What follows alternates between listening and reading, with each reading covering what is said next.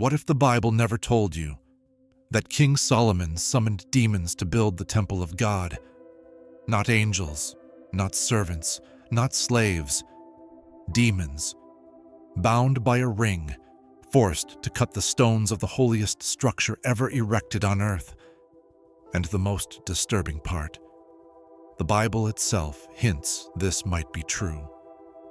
In 1844, a Greek scholar working inside a crumbling monastery library in Constantinople pulled a manuscript from a shelf that hadn't been touched in over 400 years. The pages were fragile, the ink had faded, but the text was legible, and what he read made him sit down and not move for 3 hours. Because this manuscript claimed to be the personal testimony of Solomon himself. Not a prayer, not a psalm, not a book of wisdom. A detailed account of how Solomon summoned demons by name, interrogated them one by one, and forced them to build the temple of God. The holiest structure ever erected on earth, built by the hands of hell. This is not a modern fabrication. This text has been studied by scholars at Oxford, Yale, and Berlin for over a century. It's called the Testament of Solomon, and almost nobody knows it exists. But here's what should disturb you. The Bible itself confirms the foundation this text is built on. Stay with me, because by the end of this video, you will never read the story of Solomon the same way again. Let's start with what Scripture actually says. 1 Kings chapter 3. God appears to Solomon in a dream and offers him anything he desires. Solomon asks for wisdom, and God gives him wisdom beyond any human who has ever lived. But he also gives him wealth, power, and authority over every nation surrounding Israel. And then, God gives him a task. Build me a house, the first temple, the dwelling place of God's presence on earth, the structure that would house the Ark of the Covenant, the very throne of God among men. But here's the question almost nobody asks. How? 1 Kings chapter 6, verse 7 says something remarkable. The temple was built of stone, finished at the quarry, so that no hammer, no chisel, no iron tool was heard in the temple while it was being built.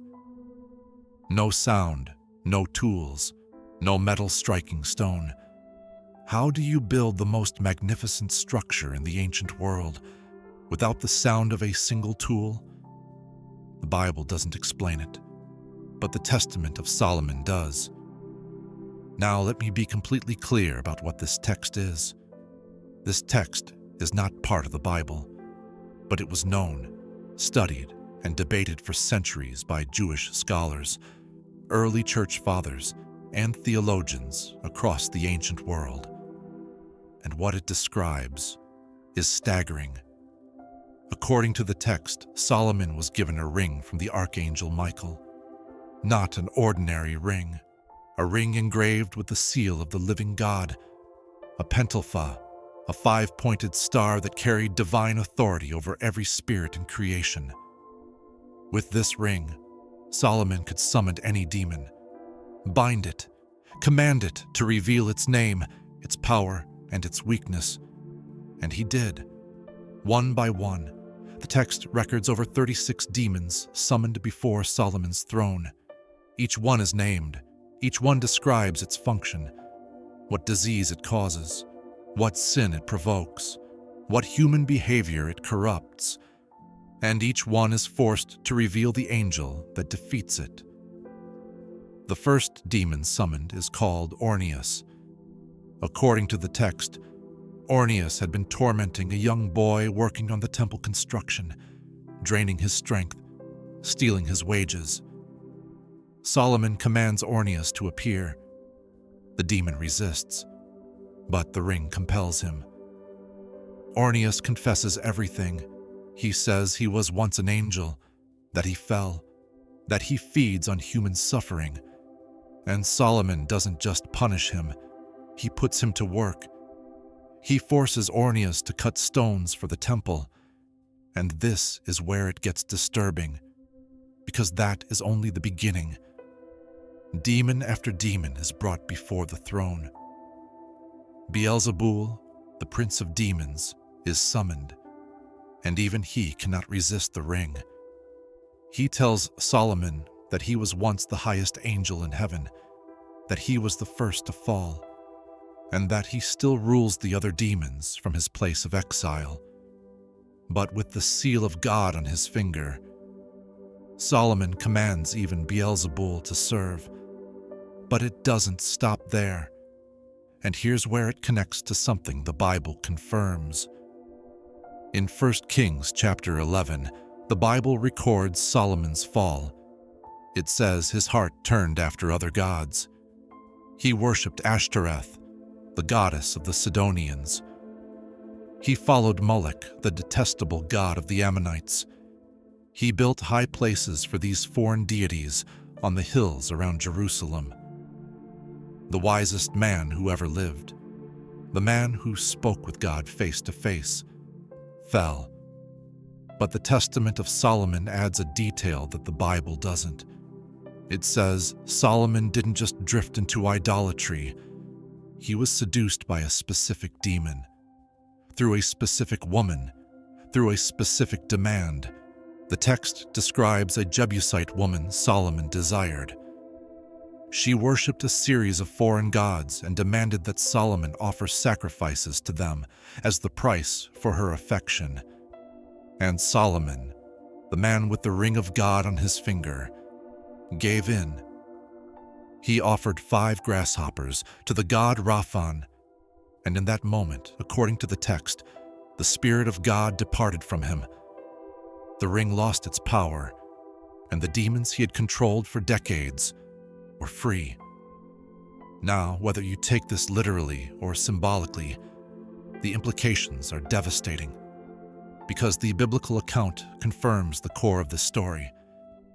Solomon had everything: wisdom, power, the direct favor of God, and he traded it for the approval of someone who led him away from the truth. And this is where it should hit you personally, because the pattern Solomon fell into is not ancient history.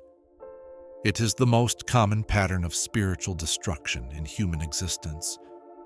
It's not dramatic rebellion, it's gradual compromise. One small concession, then another,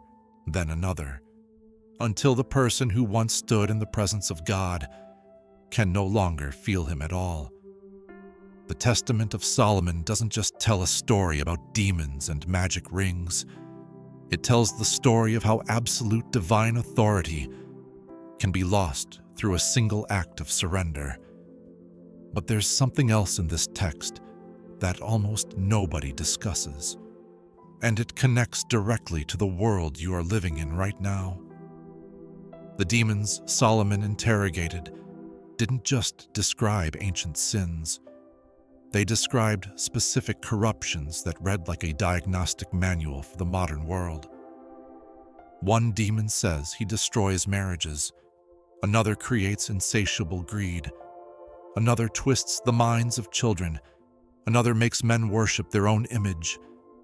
And each one, when asked how it is defeated, names a specific angel and a specific prayer, as if the text were not just a record, but a manual for spiritual warfare, a manual that was buried.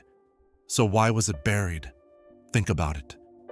If you are an institution trying to consolidate spiritual authority, the last thing you want in circulation is a text that gives individual believers a roadmap for directly confronting demons by name. You want people to come to you for protection, not to find it themselves in an ancient manuscript. And so, like the Book of Enoch before it, the Testament of Solomon was quietly pushed to the margins, known to scholars, unknown to the people who might have needed it most.